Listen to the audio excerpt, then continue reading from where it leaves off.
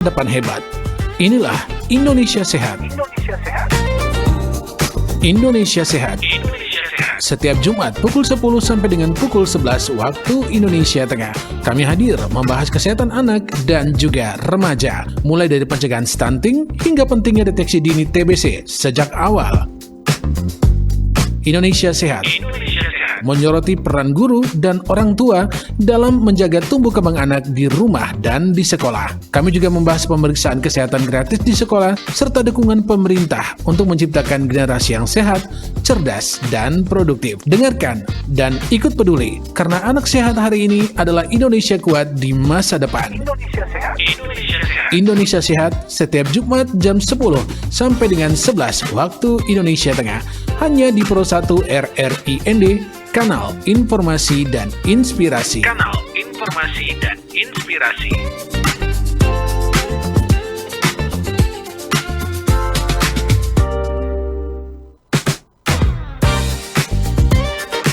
Sesaat lagi Anda akan mengikuti Indonesia Sehat. Pro 1 RRIND, Kanal Informasi dan Inspirasi.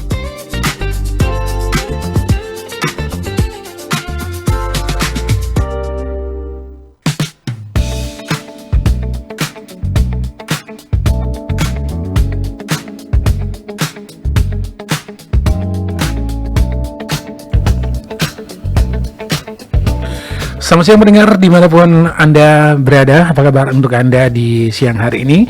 Semoga dalam keadaan sehat walafiat. Dan kita di Full Rata Siang bersama dengan saya Armando dan juga ada rekan Dev Rivaldi menemani Anda.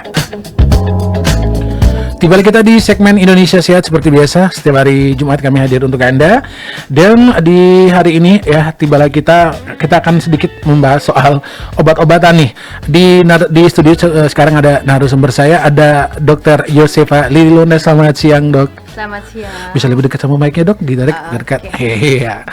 Iya, apa kabar, Dok, hari ini?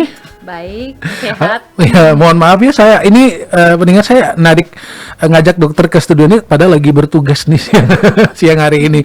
Tapi siang hari ini dokter bersedia untuk membagi salah satu tips yang menurut saya ini berguna untuk kita semua, karena kita tahu bahwa di musim-musim seperti ini ya, di kadang hujan, kadang ini anginnya alhamdulillah udah berhenti, tapi kemudian tiba-tiba panas, terus hujan lagi. Ini membuat tubuh kita yang terkadang tidak siap itu bisa langsung kaget gitu ya. Dan biasanya hal yang pertama kita lakukan adalah mengkonsumsi obat-obatan di rumah.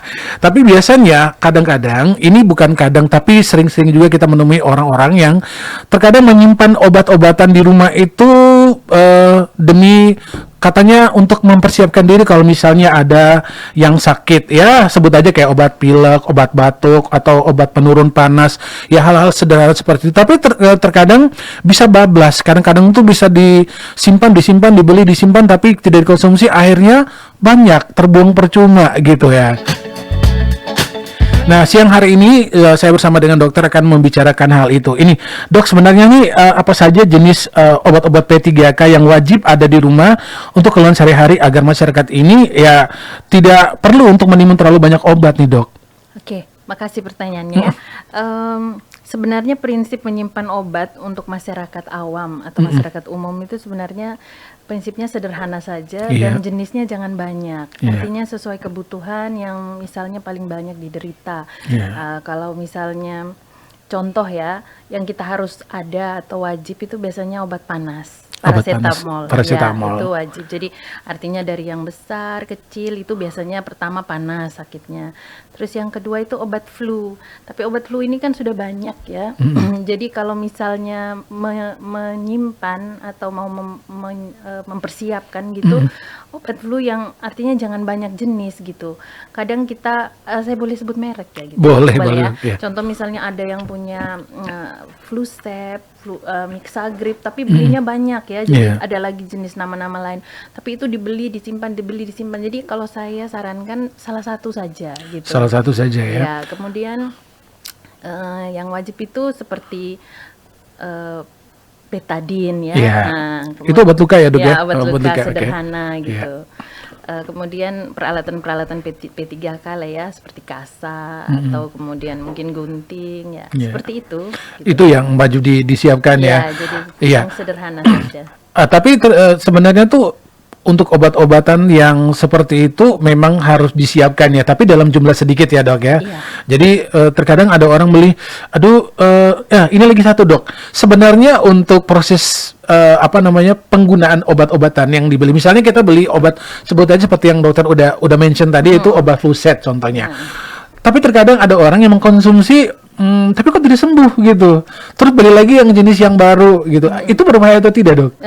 Nah, itu yang kesalahan yang dilakukan ya. Artinya obat itu kan namanya saja lain. Yeah. Mungkin saja kandungannya sama. Yeah. Nah, ketika misalnya meminum itu lalu belum membaik, mungkin saatnya ke dokter, tapi bukan beli obat lain lagi yang mungkin namanya sama. Jadi nama yang bisa saja Flusep, Flucadex, itu kan komposisinya kurang lebih sama.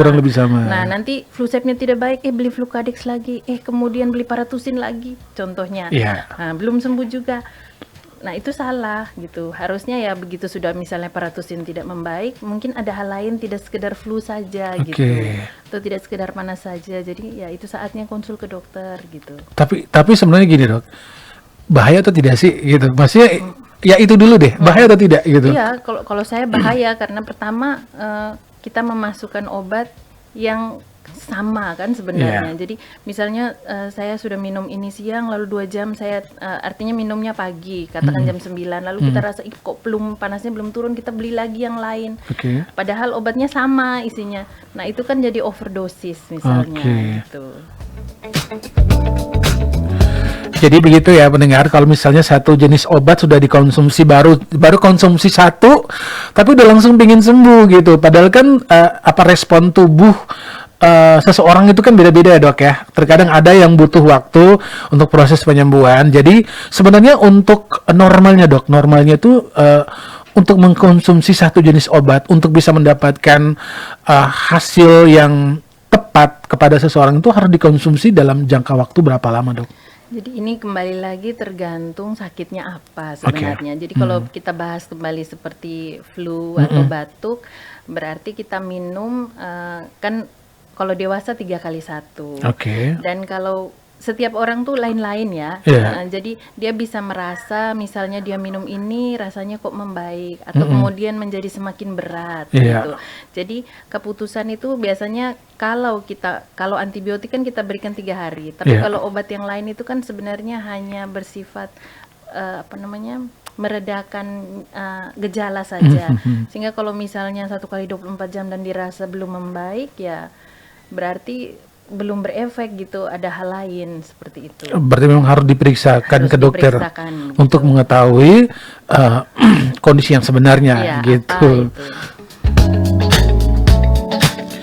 Dok, kesalahan dalam menyimpan obat-obatan seperti apa yang sering dilakukan oleh masyarakat? Apakah soal tempat, soal suhu, ataukah kebiasaan menyimpan yang terlalu lama, dok?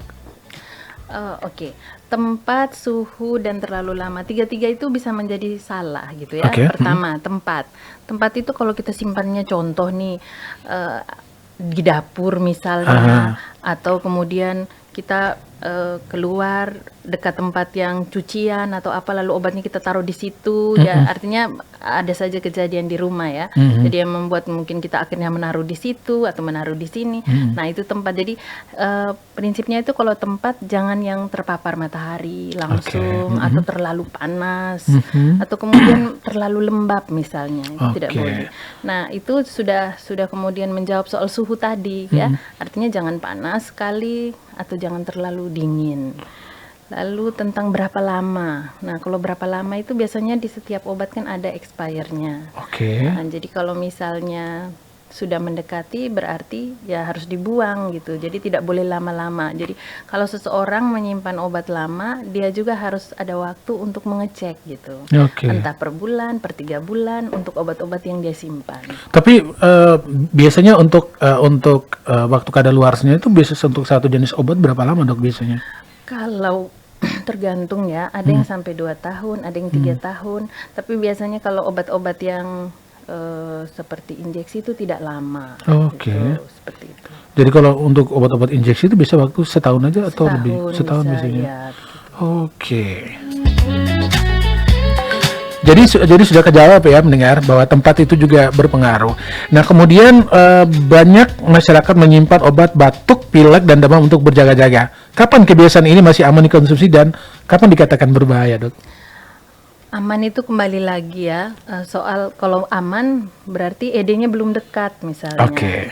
Kemudian kalau berbahaya ketika ED-nya sudah dekat. Oke. Nah, lalu tentang misalnya kondisi fisik obat tersebut, misalnya apakah dia berubah warna, misalnya berubah apa ya, baunya gitu, atau mungkin misalnya beberapa sirup misalnya mengendap tidak seperti awal misalnya, walaupun belum ED ya sebaiknya tidak diminum begitu karena sudah berbeda. Oke, tapi memang kalau untuk perbedaan antara obat injeksi sama sirup, Iya.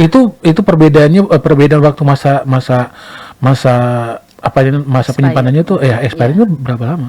Kalau misalnya sirup itu kalau yang dari pabrik itu bisa agak lama ya, misalnya 3 bulanan gitu. Tapi kalau racikan itu kan hanya bisa 2 mingguan paling. Tapi saya tidak berani ya kalau sampai 2 mingguan, biasanya 3 sampai 5 hari, paling lama 7 hari. Oke.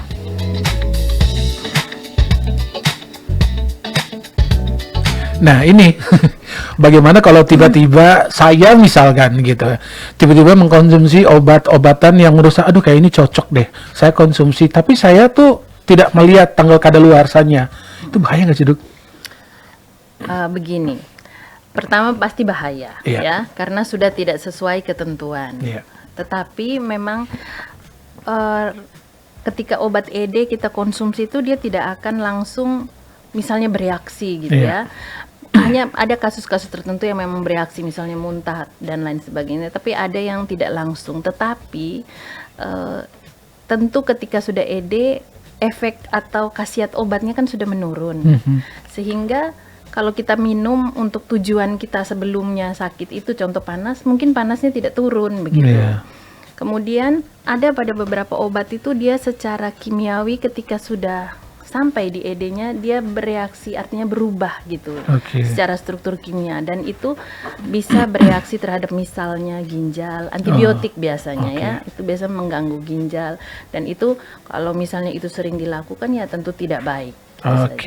Jadi mungkin mendengar dari tadi mendengar dokter menyebut ED itu expired date ya, atau tanggal kadaluarsanya begitu.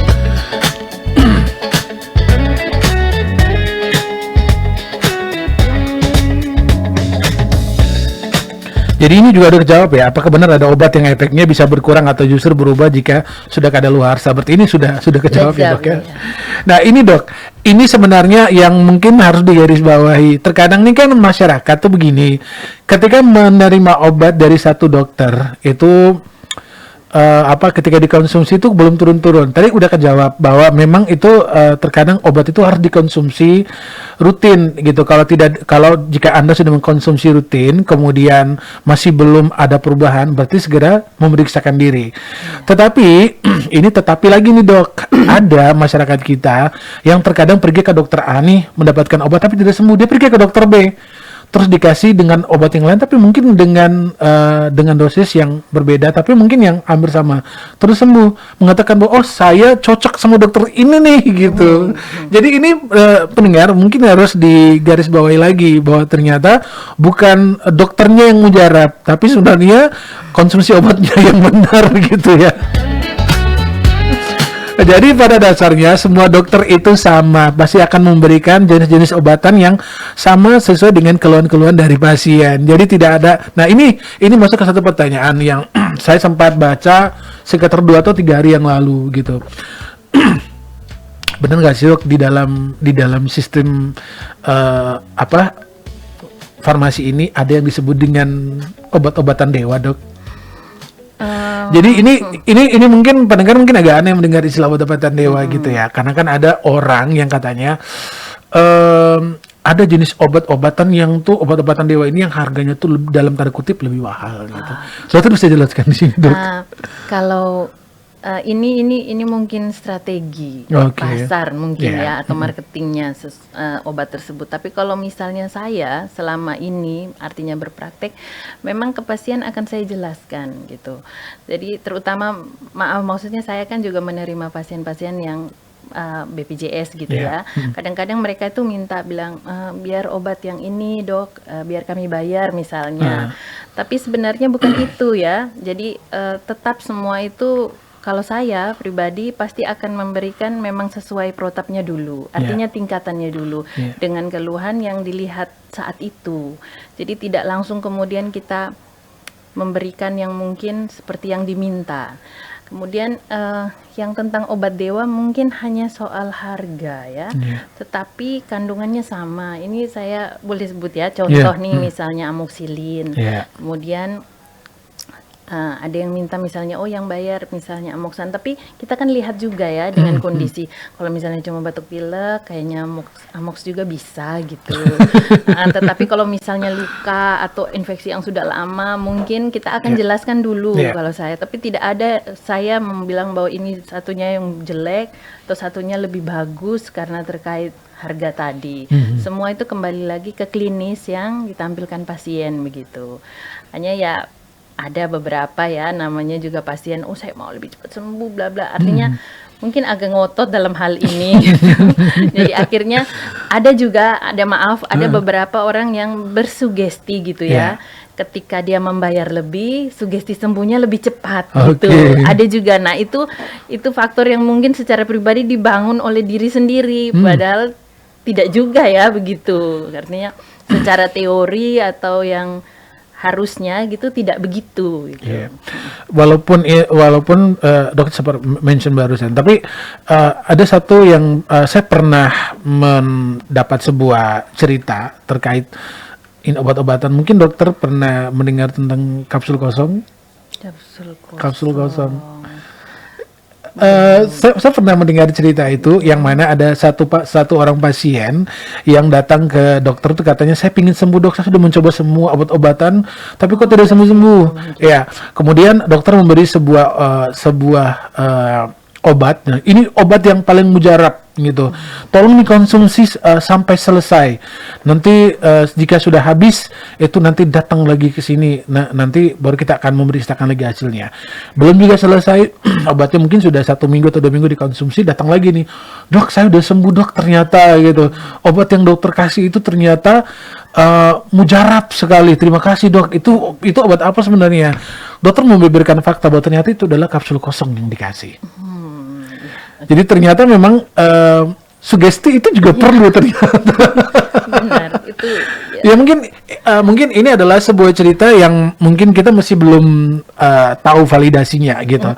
Tetapi sebagian besar dokter mengamini itu. Jadi ada beberapa artikel yang saya baca mengamini itu, bahwa ternyata sugesti itu juga berpengaruh. Tapi terkadang kita nama juga manusia ya. Terkadang tuh lebih seuzonnya lebih dulu gitu. Lagi sedikit intermezzo aja untuk Anda mendengar. Jika Anda ingin bertanya kepada kami terkait dengan obat-obatan, dan kebetulan di studio ada Dr. Lily di studio, Anda bisa bertanya kepada kami, bisa melalui line telepon langsung di 0821 4451 1957. 0821 4451 1957. Atau Anda bisa langsung WhatsApp aja, Anda bisa meninggalkan pesan suara Anda, atau langsung kirim teks pesan Anda, atau langsung telepon juga boleh di WhatsApp kami di 0821 3878 8786. Sekali lagi di 0821 3878 8786.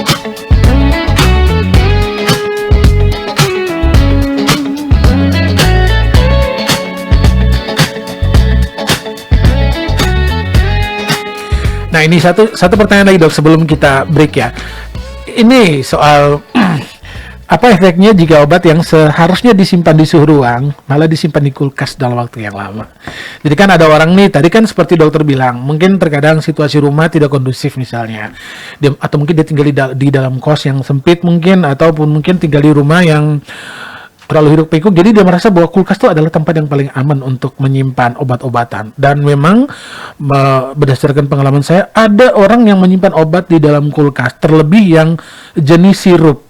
Nah, apakah semua obat bisa disimpan dalam kulkas, termasuk sirup itu, atau memang ada jenis obat-obatan yang cair begitu ya, atau sirup lah, sebut aja sirup, yang memang tidak boleh disimpan dalam kulkas, atau memang ada obat-obatan yang seharusnya dan tidak boleh disimpan di dalam kulkas? Itu jenis obat apa aja, Dok? Nah, jadi kalau misalnya di pertanyaan tadi, apakah semua obat bisa disimpan di kulkas? Tentu jawabannya tidak. Tidak, oke. Biasanya tuh semua obat itu ada petunjuk penyimpanannya, Oke. gitu. Jadi kebanyakan obat yang disimpan di kulkas itu adalah obat yang berbentuk cair, gitu. Contoh seperti obat suntik, ya, vaksin, ya, kemudian insulin yang disuntik itu memang harus, karena memang ada suhu tertentu yang membuat itunya tidak berubah, gitu. Kemudian yang tidak boleh itu biasanya yang tablet, ya, kapsul. Kenapa? Karena suhu itu bisa saja membuat dia rusak, artinya dia menjadi hancur, gitu. Kemudian untuk sirup itu ada beberapa yang tidak boleh dan ada yang bisa. Yang tidak boleh itu seperti sirup kering. Sirup kering itu ya, oke. Karena akan jadi lebih lembab, gitu. Oke. Atau kemudian sirup yang kering sudah dimasukkan air lalu kemudian disimpan, itu juga tidak boleh karena dia kan ada batas pemakaiannya. Oke. Nah, jadi kemudian seperti sirup-sirup yang obat lambung gitu, itu kadang-kadang dia menjadi terlalu mengendap dan tidak tercampur dengan rata. Nah, itu akhirnya menjadi khasiat obatnya menjadi menurun. Seperti itu. Jadi kalau saya sih artinya baca cara penyimpanannya. Jika tidak, ditanya. Gitu aja. Oke. Jadi sudah kejawab ya pendengar. Jadi memang ada jenis obat-obatan yang boleh disimpan di dalam kulkas, ada yang tidak boleh disimpan di dalam kulkas, dengan situasi dan kondisi seperti yang sudah disampaikan dokter tadi, pendengar.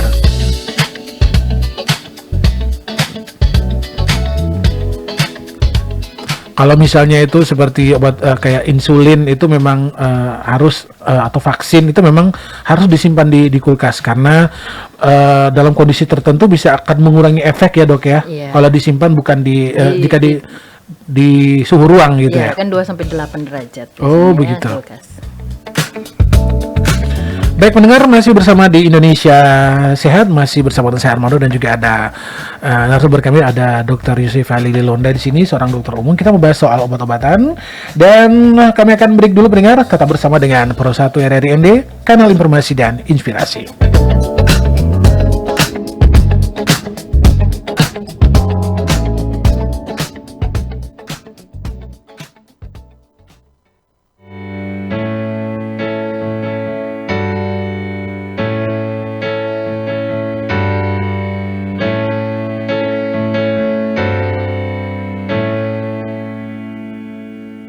Ribuan hari aku menunggumu, jutaan lagu tercipta untukmu. Apakah kau akan terus begini? Masih adakah celah di hatimu yang masih bisa kutuk singgahi? Cobalah aku kapan engkau mau. Tahukah lagu yang kau suka? Tahukah bintang yang kau sapa? Tahukah rumah yang kau tuju? Itu aku. Tahukah lagu yang kau suka? Tahukah bintang yang kau sapa? Tahukah rumah yang kau tuju? Itu aku.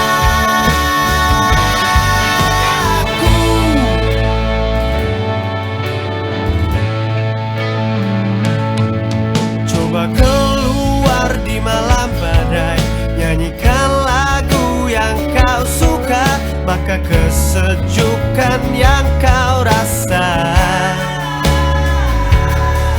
Coba keluar di terik siang, ingatlah bintang yang kau sapa, maka kehangatan yang kau rasa. Tahukah lagu yang kau suka? Tahukah bintang yang kau sapa? Tahukah rumah yang kau tuju? Itu aku. Tahukah lagu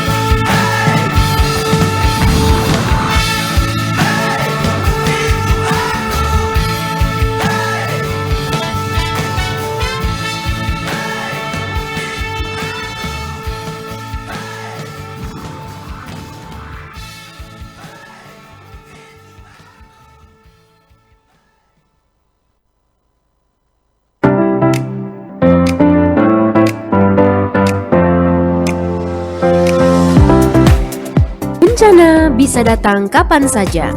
Namun, kesiapsiagaan dapat menyelamatkan banyak nyawa. Kentongan hadir sebagai program edukatif yang mengangkat isu-isu kebencanaan secara komprehensif, mulai dari pencegahan, kesiapsiagaan, tanggap darurat, hingga pemulihan pasca bencana.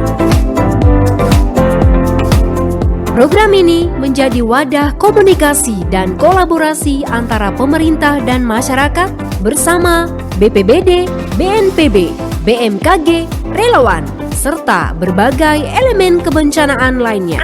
Kentongan hadir setiap hari Selasa pukul 16 sampai 17 waktu Indonesia Tengah. Karena sadar bencana, tanggung jawab bersama di Pro 1 RRIND. Kanal informasi dan inspirasi.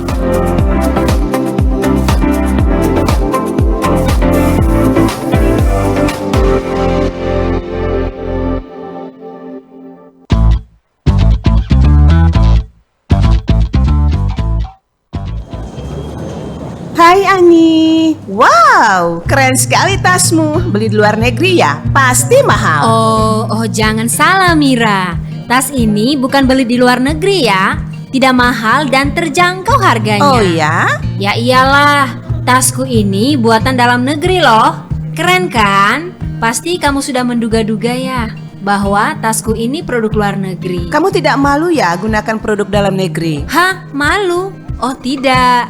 Jangan pernah malu dan takut untuk menggunakan produk lokal. Menggunakan produk lokal tidak berarti tidak keren. Produk lokal sekarang sudah mampu bersaing di kancah internasional. You know lah. Aku juga mau dong, belinya di mana? Mau atau mau banget? Ya mau banget lah. Oh, mau banget. Ayo.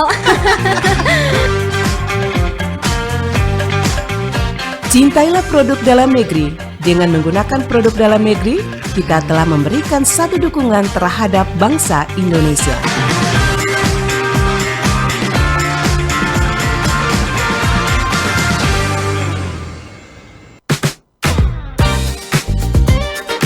Saat ini, Anda sedang mendengarkan Indonesia Sehat. Ayo lebih sehat bersama dengan Pro 1 RRIND, kanal informasi dan inspirasi. Indonesia Sehat.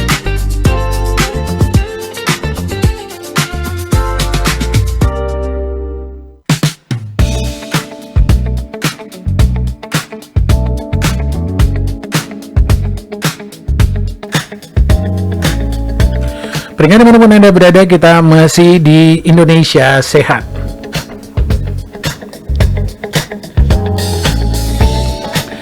Masih bersama dengan narasumber saya di siang hari ini, ada Dr. Yosefa Lidilonda di studio pendengar. Untuk Anda yang ingin bertanya-tanya, silakan seperti di nomor yang sudah saya berikan untuk Anda tadi. Jika memang ada keluhan ataupun memang ada yang ingin ditanyakan, silakan. Kebetulan kita di studio ada Dr. Lidilonda di sini.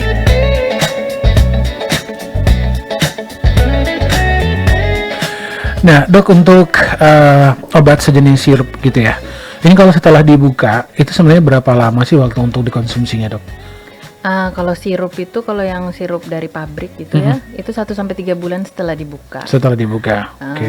Kemudian kalau sirup racikan seperti yang saya bilang tadi, 7-14 hari. Tapi kalau saya biasanya 1 minggu paling lama gitu. 1 minggu paling lama gitu Iya, ya. gitu. Kalau memang belum sembuh juga, harus kembali lagi gitu. Iya. Kalau misalnya ini Dok, dokter udah memberikan satu jenis obat misalnya, atau mungkin beberapa jenis obat yang dikonsumsi, tapi menurut pasien dia belum sembuh maksimal. Terus ketika dia balik lagi, apakah dikasih jenis obat yang lain, atau mungkin ada pemeriksaan dulu, atau dikasih obat lagi, Dok? Ya, kalau ini kembali lagi keluhannya seperti apa, atau klinisnya itu terlihat seperti apa. Jadi kalau memang artinya terapi sebelumnya dirasa sudah maksimal dengan keluhan itu, berarti mungkin ada hal lain, mungkin harus ada pemeriksaan penunjang lainnya gitu yang lebih gitu, atau ya harus ketemu spesialis misalnya gitu. Jadi sudut pandangnya mungkin lebih banyak gitu. Oke, istilah POV-nya ya, orang sekarang menyebutnya POV ya.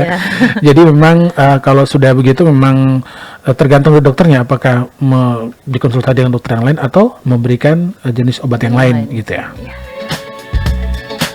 Tapi pendengar, pada dasarnya kita manusia ini kan tidak mau sabar gitu ya.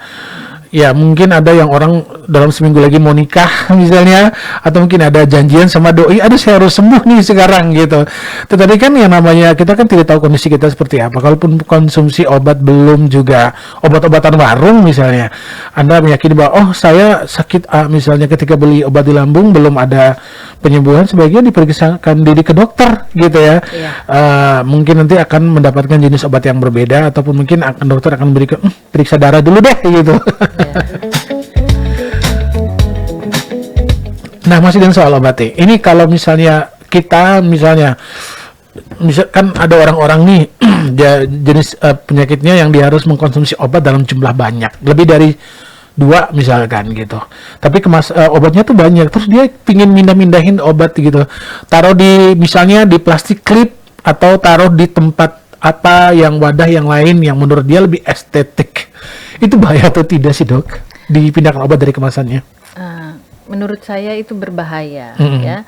Manusia ini kan punya batas ingat juga ya. Artinya banyak hal yang dia kerjakan. Terkadang ketika dia membuka kemasan lalu menaruhnya, dia bisa saja lupa ini obat apa gitu. Nah, itu berbahaya karena bisa jadi dia salah minum gitu. Nah, sebenarnya kemasan sendiri itu sudah salah satu cara aman untuk kemudian kita tahu obat itu apa, atau kemudian mengingat ini untuk apa misalnya. Seperti itu. Jadi selain itu juga kondisi tangan yang tidak higienis juga berpengaruh ya, Dok ya.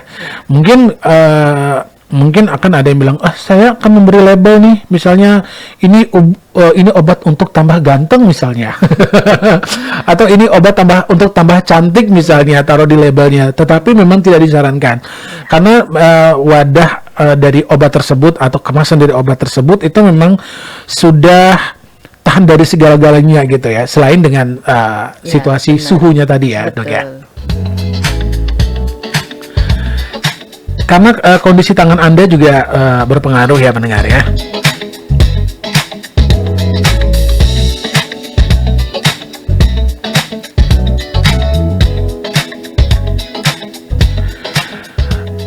Dok, apa saja sih risiko kesehatan dari kebiasaan menyimpan dan menggunakan obat yang lama untuk keluhan yang dirasa sama gitu?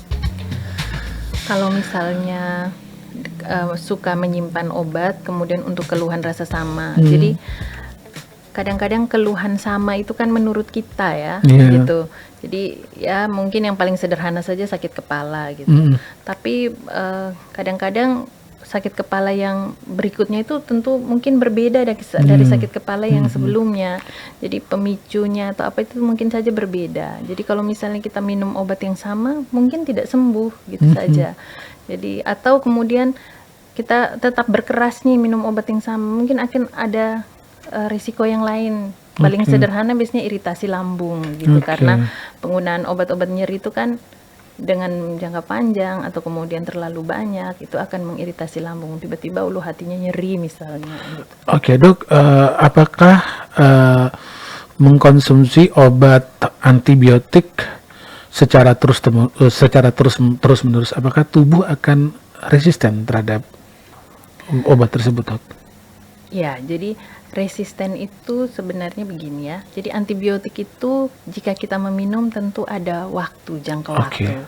Paling minim 3 hari misalnya, paling lama 5 hari. Yang untuk kasus biasa saja. Tapi jika misalnya hal ini dilakukan, jadi orang tuh masyarakat itu misalnya sudah minum 2, sudah enak, obatnya tidak dihabiskan. Lalu kemudian 2 hari lagi nih dia sakit lagi, lalu dia minum lagi, dan itu mungkin tidak sekali dia lakukan gitu, mungkin sudah berulang-ulang. Akhirnya mungkin sudah kesekiannya obat itu menjadi tidak bisa menyembuhkan dia. Nah itu yang namanya resisten. Jadi terhadap antibiotik itu dia sudah tidak bisa lagi membantu untuk kasus yang itu, karena perilaku meminum antibiotiknya salah. Gitu. Jadi memang ada obat-obatan tertentu yang dikonsumsi tidak boleh putus ya, Dok ya? Contohnya tadi antibiotik, terus apa lagi? obat TB. Ya, obat TB itu memang jadi beberapa memang ada pasien yang kemudian ke praktek, saya dapat minum obat TB kemudian ada efek samping. Jadi untuk pemirsa tahu atau pendengar tahu bahwa memang obat TB itu ada efek sampingnya, dan dan setiap orang tuh berbeda gitu. Ada yang kemudian gatal-gatal ya, kemudian ada yang kencingnya berubah warna misalnya. Nah, jangan serta-merta menghentikan gitu, kembali lagi ke yang memberikan gitu, artinya berkonsultasi, kembali ke dokter gitu ya, gitu. Kalau kata Tuku kembali ke laptop. Ya seperti itu. Jadi karena resistensi terhadap obat TBC itu susah nanti untuk cari obat TBC lain. Oke. Terus dok, ini lagi, ini kita harus tahu lagi. Kalau misalnya kita sering mengkonsumsi obat pereda nyeri misalkan, apakah itu akan merusak ginjal dok? Atau mungkin merusak organ yang lain? Seperti yang saya bilang tadi ya, semua anti nyeri itu mengiritasi lambung walaupun sedikit gitu ya. Paraset juga mengiritasi lambung, tetapi dia yang paling aman. Jadi kalau misalnya untuk pemirsa ada nyeri gitu, ya pilih yang paling sederhana, paraset saja. Lalu apakah itu dikonsumsi dengan jangka panjang? Saya kembali tanya tuh untuk apa gitu, ya, karena apakah nyerinya setiap hari gitu? Karena kalau misalnya seseorang dengan nyeri setiap hari, tentu dia tidak mungkin ya memutuskan itu sendiri gitu terhadap nyerinya. Jadi kalau misalnya dia meminum obat terus-menerus untuk nyeri, ya memang akan ada efeknya gitu terhadap ginjal memang. Dan itu ya berbahaya karena ginjal menjadi tugasnya jadi berat gitu. Kalau saya sih dok ya, kalau saya sih ketika mengkonsumsi obat pereda nyeri 1-2 kali, sekali dia pasti akan hilang. Kemudian ketika dia muncul lagi, saya akan mencoba konsumsi lagi. Tapi ketika saya konsumsi 2 kali dia masih ada nyeri, saya harus mencari sumber sakitnya, harus ditangani sumber sakitnya, benar nggak dok? Iya benar. Berarti memang harus segera ke dokter, cari sumber sakitnya, yang ditangani itu lebih dulu, begitu. Jadi kadang ini kan kita masyarakat ini nih kalau untuk ketemu dokter itu tuh pasti nanti suntik. Pasti nanti akan operasi, akan ya pokoknya hal-hal yang membuat mereka takut lah, selain yang berkaitan sama darah, sayatan, dan juga suntikan.